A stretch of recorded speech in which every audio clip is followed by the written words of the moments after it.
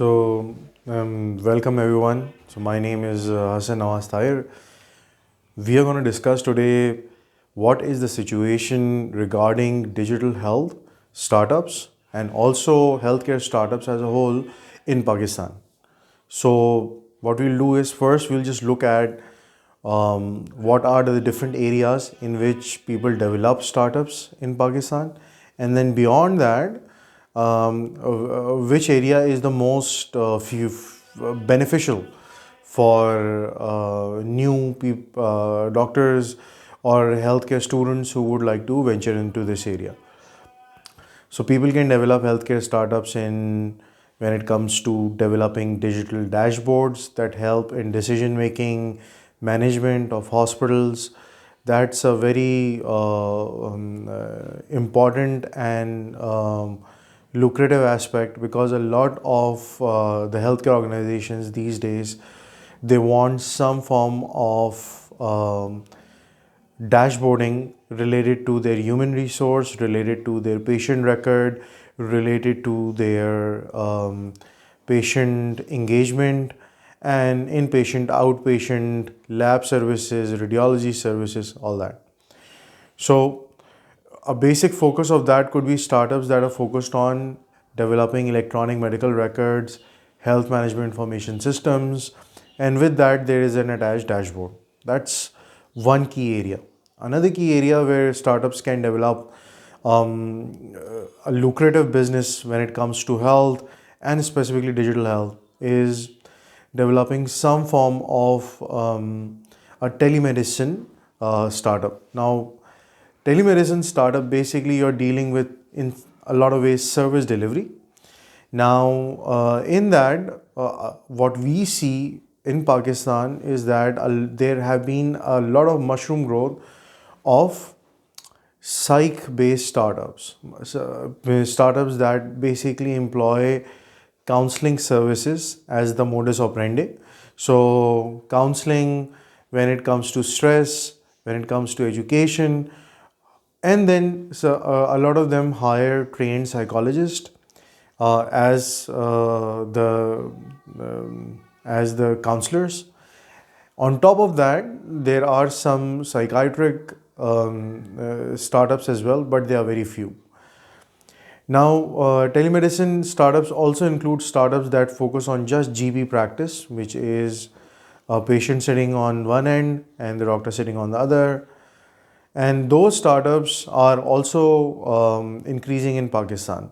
There are examples of those startups which follow something of a sort of a e-marketplace approach, in which the doctors sign up and the patient sign up, and 80% of the consultation goes to the doctor or the staff who is providing the service, and 20% goes to the startup itself. It's a out of pocket payment mechanism. A lot of these startups have not been able to switch to insurance mechanism, and there are various reasons for that. We'll not go into the detail for that. I'll do a separate vlog on health financing in Pakistan, specifically insurance mechanisms. Now, on top of that, apart from this, there are startups that focus on human resource management of health. So again, that requires in some way biometric being done at the hospital, or furthermore CCTV surveillance at the hospital. And then on top of that, asking the staff to apply digital health in their place of work. So being engaged with a electronic medical record system, or being engaged with the patient in a digital format.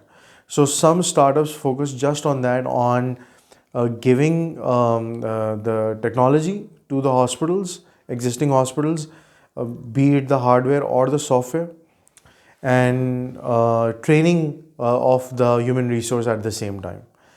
It has its own benefits, because we see that as the attendance of the doctors increases, we see that the quality of care in subsequent years increases, and then there are papers on that. There are some startups that focus primarily on capacity development as well. So capacity development, training of doctors, training of nurses. A lot of them are in the developmental sector, so you might confuse them with NGOs, but they are profit making entities. So you can consider them as startups. There are some startups in the service delivery part, which I had discussed earlier, which are focused on public-private partnership. So they engage with the government, and basically, most of the time, what happens is that they do something called as contracting out. In contracting out, they basically take up a healthcare facility, and that facility, that healthcare facility, is basically where they manage the whole facility, and the government pays for it. So it's a government payer and a private provider setup. There are other avenues within health where we are seeing growth of healthcare startups, other than the health management information system, other than the dashboarding and the management and leadership, other than the human resource, other than telemedicine.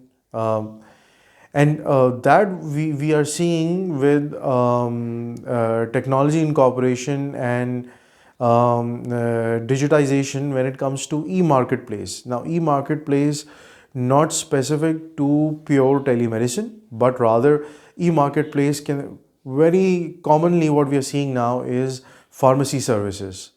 Examples of that is multiple different startups. I won't name any for now, which are basically focused on providing pharmacy services. Now that's one aspect of it. There are some e-commerce startups that are focused on delivering, apart from pharmacy services, home-based services such as home-based lab testing. A lot of the major hospitals have also started providing that digitization of home-based services. So you go to a hospital and you are basically, you have an app which has all your data, and at the same time that data, through that data you can either call in a nurse at home, you can get a lab test at home, you can get a physiotherapist at home, you can also get telemedicine services at home, you can also get pharmacy services at home. So some of those things are happening. This is in line with the larger concept of entering into the patient-centered healthcare time, because we are entering into the age of patient-centered healthcare. So this is just a brief outlook on what we are seeing right now when it comes to digital health, healthcare startups in Pakistan. Thank you.